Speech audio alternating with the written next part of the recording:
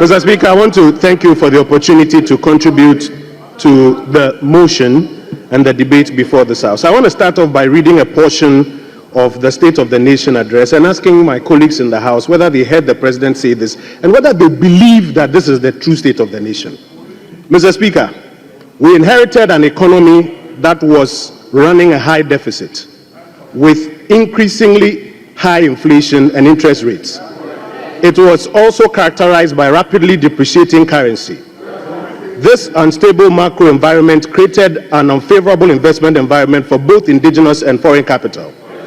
That's why we've called the National Economic Forum as an attempt to forge a consensus for a homegrown fiscal consolidation program. Did you hear the President say this? And is this the true state of the economy? You see, this was not in the State of the Nation address. You have just exposed yourselves. It was not in the State of the Nation address.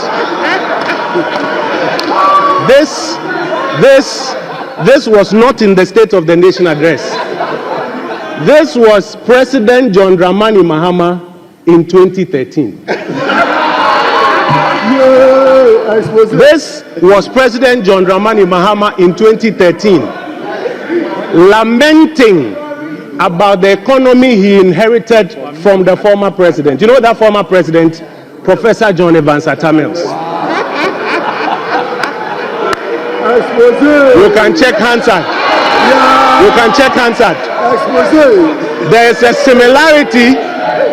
similarity between what the president did in 2013 and what he did here in the Chamber of Parliament in 2025. You know what that similarity is? Lamentations.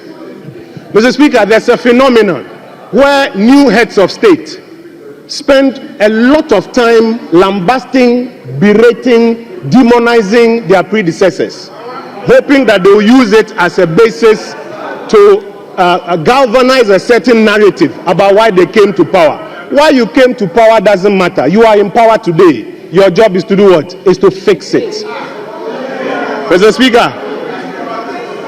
Speaker, when a president during the State of the Nation's address spends his time lamenting like he did in 2013 and like he did here last week Thursday, what he does is that he invites the remnants of the previous administration to also come and to do what? To defend our record.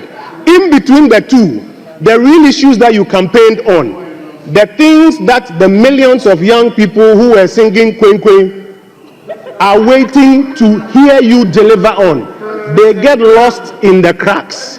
And I want to spend some time reminding you of the things that you campaigned on and the things that many people were hoping that when the president mounted the podium, he will be explaining how he will be delivering on them. The president campaigned on the cost of living crisis. He campaigned that transport fares were high and were still going high, and that if he's given an opportunity to come to power, he will roll out a program to tackle it.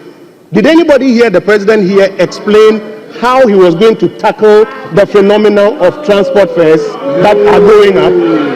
He spent all the time lamenting and trying to blame the heads of state of the past, just like he did in 2013. The president campaigned on high electricity bills and the fact that if he has an opportunity to come to power, he will introduce measures to tackle it. When he mounted the podium on Thursday, the expectation was that he will lay out a program, which program we now in Parliament will spend time debating. Did anybody hear the president explain how he's going to tackle electricity tariffs that keep going up? For many months, when the president was campaigning, he was speaking about high food inflation. When he mounted the podium, I was hoping to hear him outline how his program to deal with high food prices. I didn't hear it. I don't know if colleagues heard the president outline it here so that we could be debating it by now. In fact, in the first 2 months of the president's administration, what he has started doing is to remove some of the pillars that helped hold some parts of the economy together. It's not true that everything that went on in the last 8 years was bad. It's not true that everything that went on was good. There were pluses, there were minuses. What we have to be doing now is building on the pluses. But already the president is dismantling the pluses. Take the gold for oil program, which was introduced as a measure to help bolster our currency. It was introduced to, among other things, help reduce the forex demand that was used in importing fuel for our country. Today, the president's new administration says it's dismantled that plus. We are waiting to hear, we are hoping to hear in the State of the Nation address what is replacing it, so that our currency will not soon tank. What we are seeing instead is a reduction or a drawdown of our gross international reserves to support the currency, and instead the gold for oil program has been dismantled. Mr. Speaker, the president traveled the length and breadth of this country talking about unemployment. In fact, he promised the young people of this country that for those who were afraid that if he wins power, he would terminate their appointment, they should fear not. He will keep them. And that for every one of those jobs, Ricketts, for every one of those jobs, he will recruit 2 more people. He says, "Yebefa and call for the Omakaun." Shocking that when the president assumed office, the first thing he did was to terminate them. Thousands of young Ghanaians who have been properly recruited into the public services, terminated. And while the president mounted the podium, we did not hear him outline a program that he's going to use to create or to expand the job creation bucket. Mr. Speaker, another thing that we were hoping to hear the president talk about was the growth of the Ghanaian economy. Yesterday, I heard my brother Atufosin talking about the fact that yes, there had been growth, but that growth, in his opinion, had not been able to tackle poverty. Growth between 2017 and 2020, when COVID hit, was an average of 7%. Undisputed. President Mahama campaigned on the fact that he's going to do better than 7%. When he mounted the podium, the whole country was expecting that he will outline a program that is going to grow the Ghanaian economy by more than 7%. Did anybody hear him speak about that one? The whole address was used for lamentation, blaming the previous administration and listing debts that he had inherited in various places. But if the president wanted to give a balanced account of what he had inherited, I would have imagined that he would have also spoken about the assets that he inherited. The president did not tell us that when he assumed office on the 7th of January, the gold reserves of this country were 30 tons. And that when he was leaving office the last time, it was 8 tons. That is over 22 tons increase in our gold reserve through Baumia's gold purchase program. The same Baumia that Adongo was bastardizing a few minutes ago.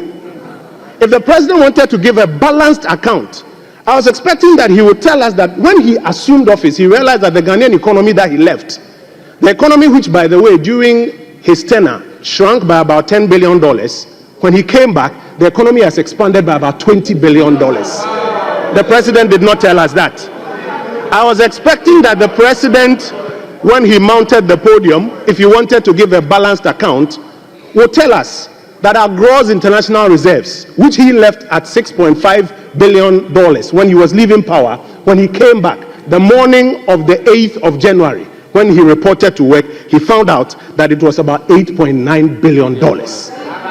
This is a balanced account if he wanted to give a balanced account.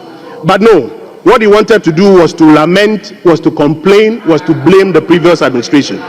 Mr. Speaker, if indeed our colleagues on the government benches want a reset, the first reset we should be doing is moving away from the politics of the past, where new heads of state spend an inordinate amount of time lambasting, complaining, and blaming the past, and spend very little time putting their programs on the table so that we interrogate and support. When many of your colleagues appeared before the vetting committee and Osahen asked them, were you part of the manifesto committee? Have you seen these provisions that your manifesto has made on this subject? They said no.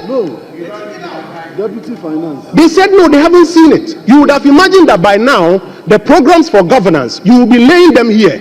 And those who didn't see it at manifesto time will see it and even contribute their ideas.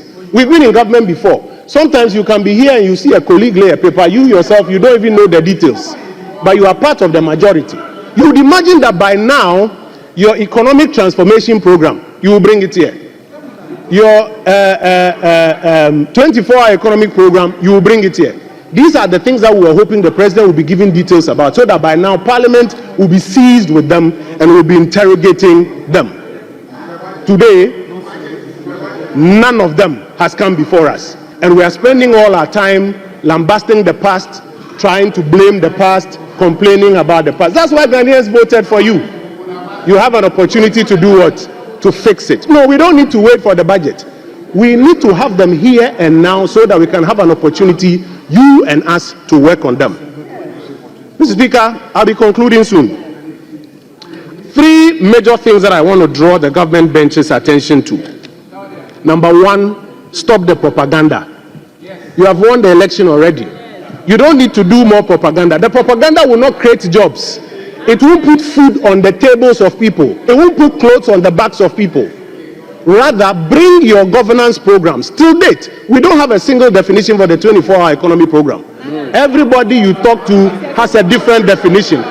Program Bako, definition bebre. Program Bako, definition bebre. Spend time doing less propaganda and more time bringing your governance programs so that Parliament can assist you and work on it. Number 2, Mr. Speaker, political parties, and this goes to all of us generally, while we do our manifestos and make promises, we should spend more time putting out the granular details of our programs so that in times like this, we'll spend less time doing the blame game of the past, blame game of the previous presidents, and more time interrogating the programs that you are going to govern with and assisting you not to even repeat the mistakes that we made.